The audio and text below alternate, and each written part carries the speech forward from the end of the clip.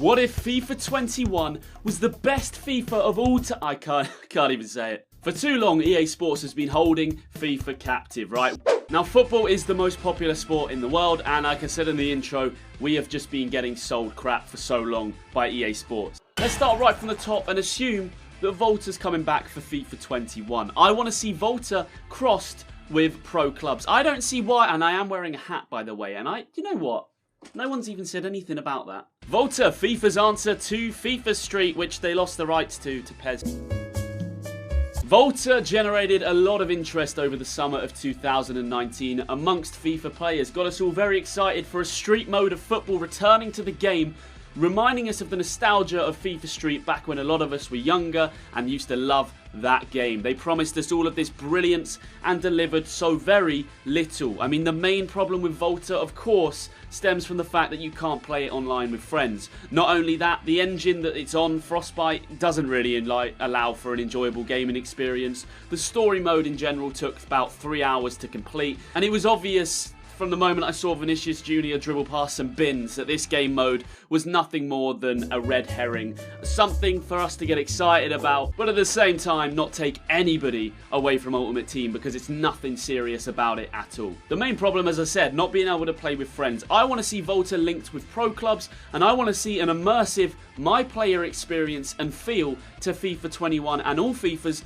going forward in general. Why I can't create a virtual pro scanning my game face like I used to do back on FIFA 12 and then use that pro in career mode offline, use him in an online career mode, which are points that we will get to, use him in Volta, and even use him in the fantastic Ultimate Team.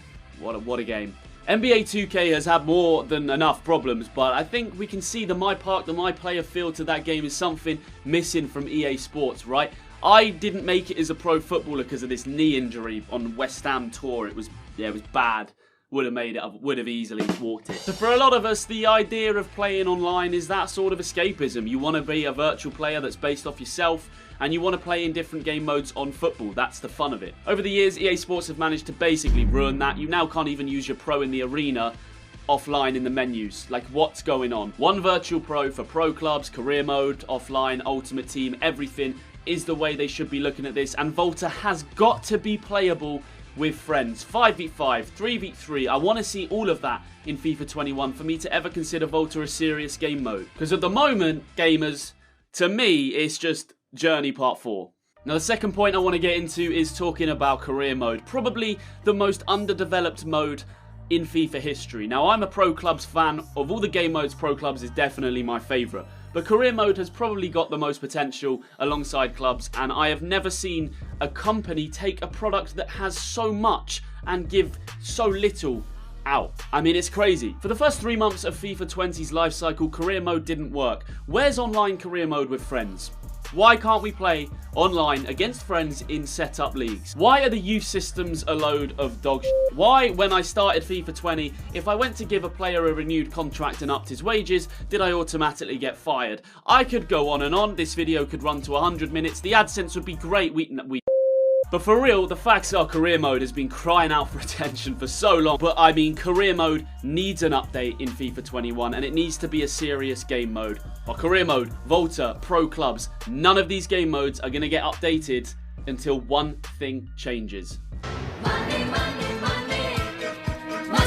We want more money. That thing, of course, is Ultimate Team. This pay-to-win system has got to go. No other esport, no other game is like FIFA Ultimate Team. The more money you invest, the better your team is. It's a simple system based around gambling, and the game is obviously a PEGI 3 rated. So a 4-year-old, a 3-year-old even, is allowed to go and spend money on packs. There's no restrictions. One of my good friends on this channel, Adam Ryan FIFA, a pro player, a very good FIFA player, 20 wins, 0 losses just yesterday on Weekend League, and he sent me this team that he lost to.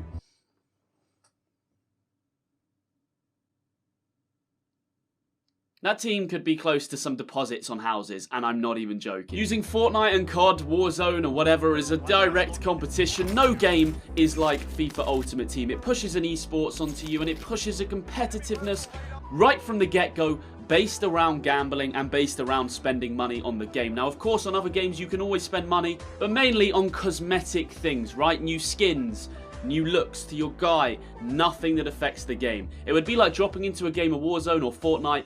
The guy next to you's got more money in the bank, so he drops with a full gold loadout and full armor, and you drop with a pistol. Not gonna go great, is it? Until the pay-to-win system is out of FIFA, guys, I cannot take it seriously. They need to move on. They need to grow up. They need to be ethical to some degree. But we're dealing with EA Sports here. We know what they're all about.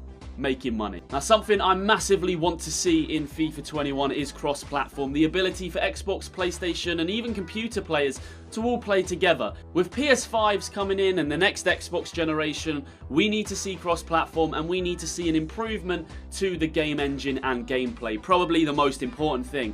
If career mode's a bit boring, if Pro Clubs has sort of issues that haven't been fixed, if Ultimate Team's a little bit pay to win, everything comes back to the gameplay, and FIFA 20 for sure has had the dullest gameplay of any FIFA I can remember. It's definitely more balanced and probably enjoyable than FIFA 19, but it really depends on how you define enjoyable, because for sure it is a lot more boring.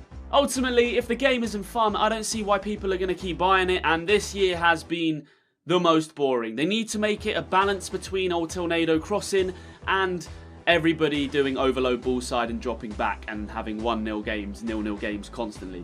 I mean, this game is trying to become an esport with a prize pool of $3 million. The game last quarter generated record numbers for EA Sports of $1.4 billion, and you're telling me that $3 million for the World Championship is a good prize pool? Have a day off. Ridiculously too low and not interesting enough for anybody in the widespread audience to get excited about it, because the game itself is dull. Let's have a look at the best player in the last 3 years on FIFA, his opinion at a live event of the game. The game is so like unrewarding that anyone can win. Like guys who aren't good can win on FIFA 20, and no one enjoys playing it. But you know, we're here, and I'm in the semi-final now. So yeah, that's that. So the game's boring, and if you come 10th in the world last year at the World Championships, you take home $750. Who in their right mind is trying to become a pro player?